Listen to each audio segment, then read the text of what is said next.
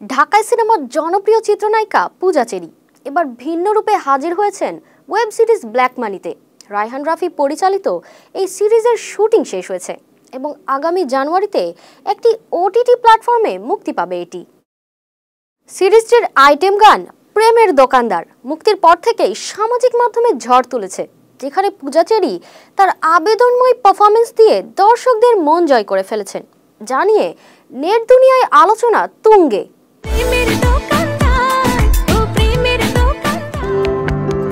ঢালিউডের আলোচিত নায়িকা পূজা চেরি এবার ভিন্ন এক রূপে হাজির হয়েছেন ওয়েব সিরিজ ব্ল্যাক মানিতে। রায়হান রাফি পরিচালিত এই সিরিজের একটি আইটেম গান প্রেমের দোকানদার 21 ডিসেম্বর রাতে মুক্তি পেয়েছে, যেখানে আবেদনময়ী রূপে দেখা গেছে পূজাকে।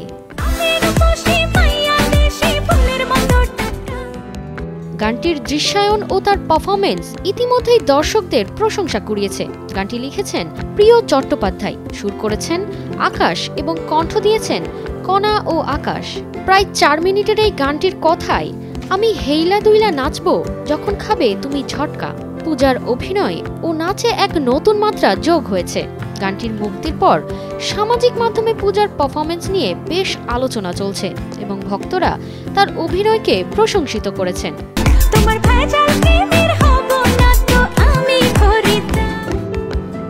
পূজা চেরি এই সিরিজে মিস শাইলা চরিত্রে অভিনয় করেছেন।